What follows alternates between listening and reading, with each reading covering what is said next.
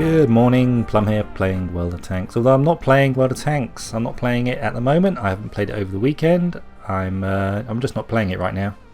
I am having a really bad losing streak, and if you're lucky enough to think, what are you talking about? I've never had a losing streak in World of Tanks. You have ups and downs, but not a streak. And you're very, very lucky, because I'm having one, and I know plenty of the other people I talk to in World of Tanks. They all get them every now and then. You just cannot do anything about it. You just play and play and play, and you just keep losing and losing and losing. And it's really, really annoying. And you've just got to stop playing when you're doing this. You just can't keep doing it, because you're just making it worse, it seems. It just seems to go on for even longer, I think. So I'm just stopping. I'm not playing World of Tanks for, I don't know how long. A little bit longer. I haven't played all weekend. I think the last time I played was probably last Wednesday. It's Monday now. Yeah, I'm just not even going to go there for another couple of days. I think I'll muck about in World of Warships instead for my gaming kicks. You're really lucky if you've never had one of these dips in your game. I mean, I don't feel any different. I don't think I'm playing any differently. It just isn't going my way. Matchmaking's not helping. Most of the time it is a below average, below than 50% win, it seems, nearly every game. Don't know if that compounds the issue or helps, I don't know. But those are the facts, folks. Anyway, maybe that's why I've done a couple of those new head-to-head videos. I've been just commentating replays because I can't play. I can't play. So yeah, gonna leave that. Come back to it in the middle of the week, I think, and try again and see if things have changed for me. I'm sure they will have. On with the head-to-head videos. I really like doing those. They seem to add a new dimension to doing a replay, and I don't prolifically do a lot of replay videos. They tend to take a lot more longer to do than just doing live gameplay, obviously. But doing head-to-head videos, they're quite quick actually, because I'm commentating them live.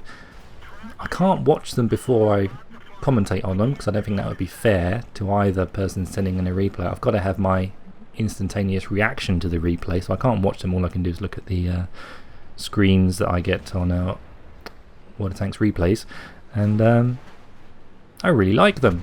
I like the format, I like the idea. It just gives you a little bit extra. However, don't ever feel, if you send a replay in and I put it in the head-to-head and it loses the head-to-head, in my opinion, it's just between those two matches. The matches you send me are all great. All four that I've shown so far, they're all good matches. And they're on the channel at last. So just take that as a compliment that I'm putting them on the channel. So send in another one if you do happen to lose, and I'll probably put it into another match with someone else, and we could well win. Although you might get into a losing streak, like I am at the moment. You can send in me loads of replays, and I'll do lots of head-to-heads with your replays, and you just never win one. But that's just luck of the draw, I guess. And I certainly wouldn't rig it, so you'd win eventually. Just give my honest opinion. I like those kinds of new ways of doing things with the replays. I think it's good. That's all there is to say really at Tanks at the moment. Of course I did unlock my tier 10 last week, I think it was now, and yep, I'm liking it, enjoying it. It's a good tank, and I'm not going to touch it when I'm having this losing streak. If you're in a losing streak, don't play tier 9 and 10. You're just going to lose so much money. So now I'm going to leave that alone. The only other thing I really want to add is a bit of movie news to this point of Plumb. I am a movie lover. I used to work in the industry, so to speak.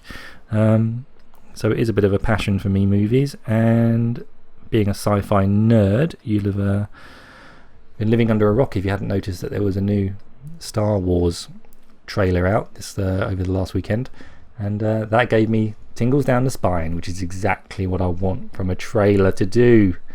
I'm so anticipating The Force Awakens now. I'm not going through the trailers frame by frame looking for clues as to what the plot is and overanalyzing it. No, I want to be surprised when I go in the cinema and sit down and watch it.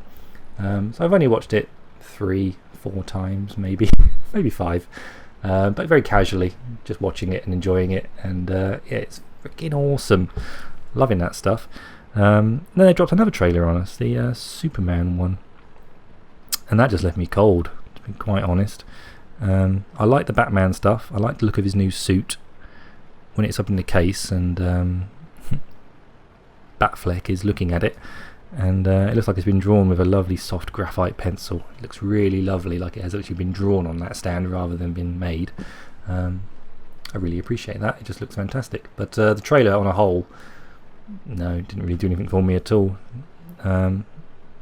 Whereas Star Wars one, yeah, oh yeah, yeah, I'll be probably first day, second day of screenings, I'll be there and see that one.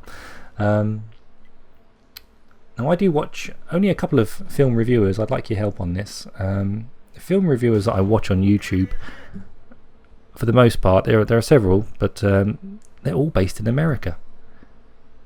They are Jeremy Jans. He does very funny reviews. He knows what he's talking about. He worked in cinema before he gave up his job to do YouTube full time. And the guy is funny, does great impersonations, and swears a lot. I swear, I swear all the time, but not on my channel. It's just a line I draw. I try not to. Don't know who's watching, and these things are going to be on here forever probably. So I'd rather keep it clean, in all honesty. But yeah, he's great. And then the other guy I also watch is Chris Stuckman. He does more concise sort of.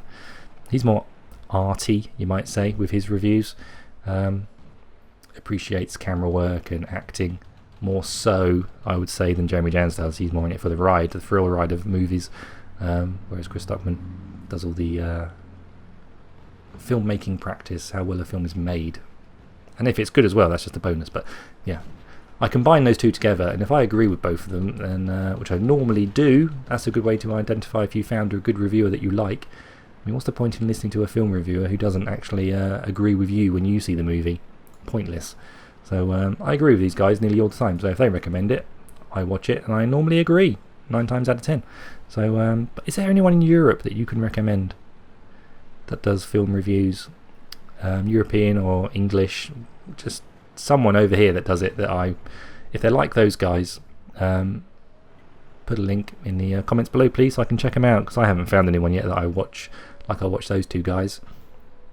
I also watch the Schmoge a bit as well, but they're all over there in America, and I'd like to watch some European reviewers just for a change of pace. I think that's it for this point of Plumb. Very brief, well, relatively brief, 8 minutes, but I'm not putting a video of me playing tanks, that's for sure. So I'd like to put something up, and what better way to utilise the little drawing that I did for Point of Plumb than to put a Point of Plumb video up. So keep your heads down, drink plenty of water, and please send me your replays. I need lots and lots of replays to choose from to do more head-to-heads. That's awesome, guys. Thanks very much. Take care. Cheers. Bye-bye.